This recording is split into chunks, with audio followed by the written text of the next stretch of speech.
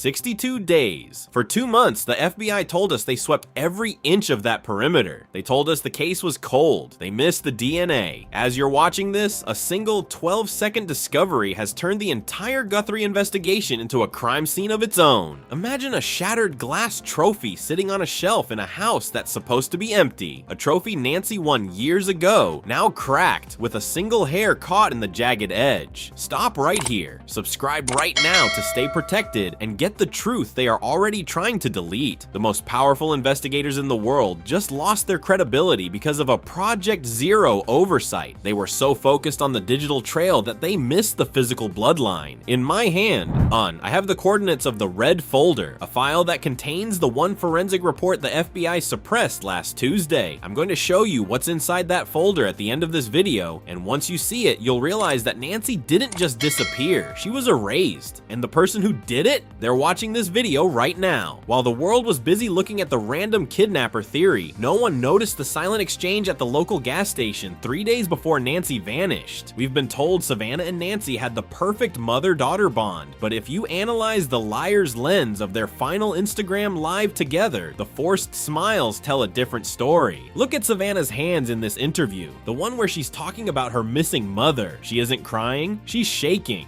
Oh, but it's not the grief of a daughter who lost her protector. It's the adrenaline of someone who just finished a planned conspiracy. Why was Savannah the only one who conveniently lost her phone the night her own mother disappeared? Every time Nancy speaks, Savannah's eyes dart to the door as if she's waiting for a signal. This wasn't a family bond, it was a countdown. The FBI called it typical teenage rebellion, but they missed the silent war. They saw a mother and daughter. We see a predator and a target. The scandal erupted at 3 a.m. last night. The smell of expensive perfume lingering in a cheap abandoned motel room 3 miles from the search site. That's where the first breach happened. A leaked text from a burner phone, traced back to a trusted assistant within Savannah's inner circle, simply read, "The DNA is still there."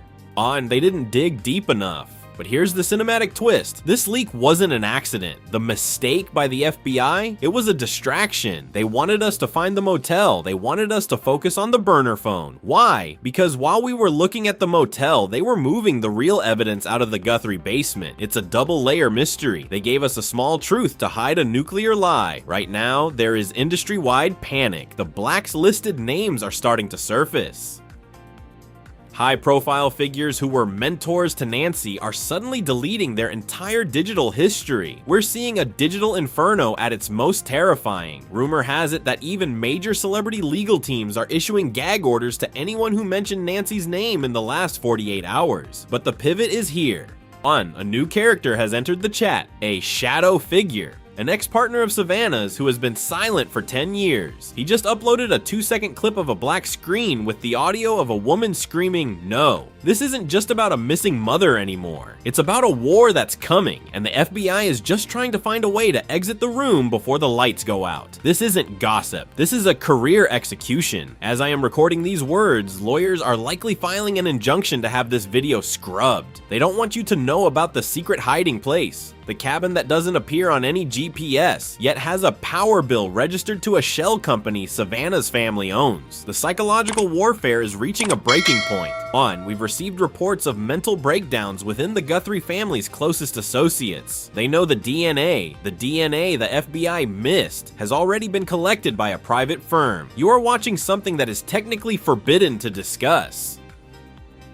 They want you to look away. Remember the red folder I mentioned? The anchor. We finally got the contents. The DNA found on that shattered trophy, it didn't belong to a stranger, and it didn't belong to Nancy. It was a 99.9% match to a male relative of Savannah herself. The dots are connected. This wasn't a kidnapping. It was a life-changing betrayal inside the house. The FBI missed it because they were looking the other way. But here is the infinite loop. This forensic match doesn't just end with Nancy.